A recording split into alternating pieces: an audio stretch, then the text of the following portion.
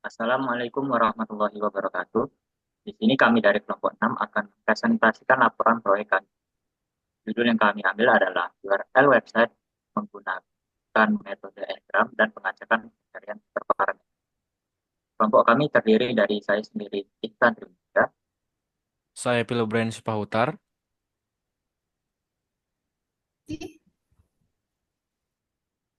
Saya Muhammad Rizky Sepriyadi. Saya Zidan Putra Fadila. latar belakang. Perkembangan pesat dalam teknologi informasi telah mengubah cara kita mengakses dan memanfaatkan data. Internet kini menjadi salah satu sumber informasi terbesar dan paling mudah diakses dengan jutaan situs web yang aktif setiap hari.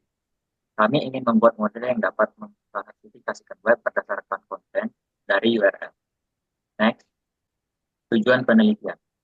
Untuk mengklasifikasikan situs web berdasarkan URL yang bukan dataset URL dari berbagai jenis situs. Kami menerapkan metode Ngram dan TF-IDF untuk mengekstraksi fitur-fitur dari URL serta model klasifikasi night bias. Kami mengharapkan dapat mendapatkan hasil yang akurat dalam mengelompokkan situs web. Next. Metode dataset. Dataset yang digunakan bersumber dari paper yang sudah tersedia di platform GitHub. Dataset ini memuat sekitar 1,5 juta URL dengan 15 kategori menggunakan dataset DMOZ. Fitur extraction. Langkah penting dalam proses pembelajaran mesin yang bertujuan untuk mengubah data mentah menjadi representasi yang dapat digunakan oleh algoritma pembelajaran mesin. Kemudian ada model pembelajaran mesin untuk mengkategorikan data teks ke dalam kelas-kelas tertentu seperti sentimen positif, negatif, atau netral. Pemilihan model tergantung pada karakteristik data dan tujuan analisis. Next. Fitur extraction.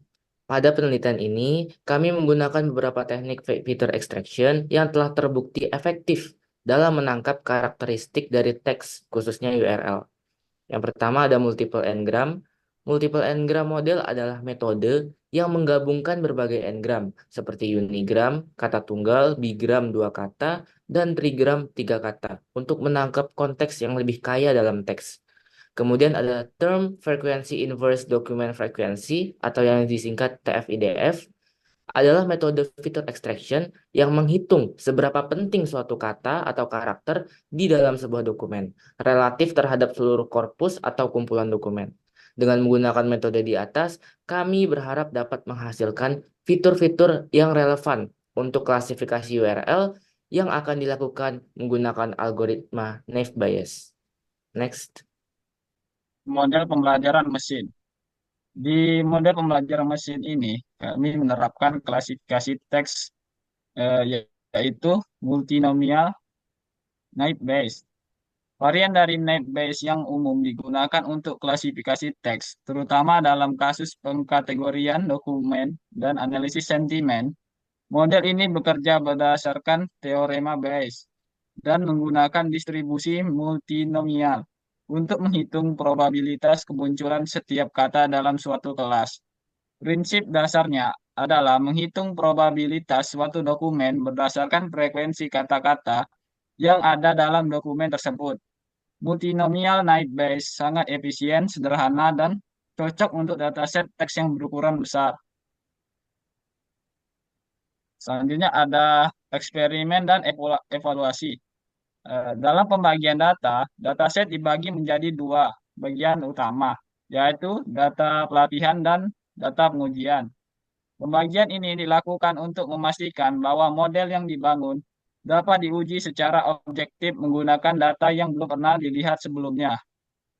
Di dalam data pelatihan atau bisa disebut training set, eh, model mempelajari pola-pola yang ada dalam dataset dengan pembagian segmen menjadi 15 segmen data. Pada data pengujian atau test set, data pengujian diambil dari sisa dataset setelah data pelatihan dihapus. Tujuan utama dari data pengujian adalah untuk mengukur kinerja model pada data yang belum pernah dilihat selama pelatihan. Rasio pembagian data pelatihan dan pengujian dilakukan secara tidak proporsional terhadap keseluruhan dataset. Dengan lebih dari 15 segmen data diambil untuk latihan, rasio pembagian ini dipilih untuk memastikan bahwa model menerima cukup data yang bervariasi untuk latihan, sehingga dapat menghasilkan prediksi yang akurat ketika diuji pada data baru. Selanjutnya ada pelatihan model. Pelatihan model ini dilakukan dengan menggunakan pipeline yang terdiri dari beberapa tahap, yaitu count factorizer, TF-IDF, dan multinomial naive Bayes. Pipeline adalah metode yang memungkinkan berbagai tahapan pengolahan data dan pelatihan model diintegrasikan dalam satu alur yang koheren.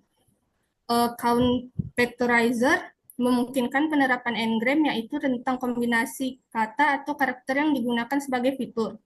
Multinomial naive Bayes adalah algoritma klasifikasi yang digunakan untuk memprediksi kategori dari URL berdasarkan fitur yang dihasilkan.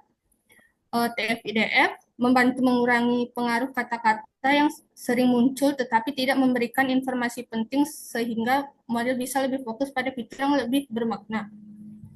Randomized search dilakukan untuk mencari kombinasi terbaik dari parameter seperti rentang n-gram, penggunaan TF-IDF, dan nilai alpha untuk smoothing dalam multinomial naive Bayes. Selanjutnya ada evaluasi model. Next. Evaluasi model dilakukan untuk mengukur performa model setelah dilatih dan diuji, mengetahui sejauh mana model mampu melakukan klasifikasi URL dengan benar. Matriks evaluasi yang digunakan dalam penelitian ini meliputi precision, recall, F1 score, serta visualisasi menggunakan confusion matrix. Precision adalah matriks yang menunjukkan proporsi prediksi positif yang benar dari keseluruhan prediksi positif yang dilakukan oleh model. Recall adalah mengukur seberapa baik model dalam mendeteksi semua intents yang benar-benar positif. Penting ketika kita ingin meminimalkan kesalahan negatif. F1 score adalah rata-rata harmonis dari precision dan recall. Confusion matrix digunakan untuk memvisualisasi bagaimana model memprediksi kategori URL dan menunjukkan jumlah prediksi yang benar dan salah setiap kelas. Selanjutnya adalah hasil evaluasi model dari kombinasi hyperparameter. Selanjutnya, next, adalah hasil evaluasi model yang divisualisasikan menggunakan heat map. Hasil dan analisis. Berdasarkan hasil percobaan real yang telah kami lakukan, kami menemukan bahwa model dapat menunjukkan tingkat akurasi yang tinggi. Namun, kami mengetahui bahwa model tidak dapat melakukan prediksi sesuai harapan dengan tingkat akurasi yang memadai. Dalam pengujian yang dilakukan, ketika model diminta untuk memprediksi kategori domain, semisal www.halodoc.com, yang seharusnya mengharapkan menghasilkan keluaran seperti health, model justru memberikan keluaran bisnis. Untuk mengatasi masalah ini, perlu dilakukan evaluasi lebih lanjut terhadap data pelatihan yang digunakan dan model yang akan kami evaluasi lebih lanjut. Next. Kesimpulan, meskipun model memiliki akurasi tinggi selama pelatihan dan pengujian, tetapi hasil prediksi kami merasa tidak cukup akurat pada data baru yang kami input manual. Kami mengira fenomena ini dapat disebabkan oleh overfitting, distribution shift, atau masalah kualitas data. Selain itu, kami menyadari bahwa pemilihan fitur dan teknik preprocessing yang tepat sangat mempengaruhi kinerja model. Kami menyarankan agar kami dapat melakukan evaluasi yang lebih mendalam terhadap model, termasuk menganalisis kesalahan dengan menggunakan coefficient matrix dan metrik-metrik lainnya. Next. Sekian penjelasan dari kelompok kami mengenai penelitian model kami. Kami mengucapkan terima kasih atas perhatiannya.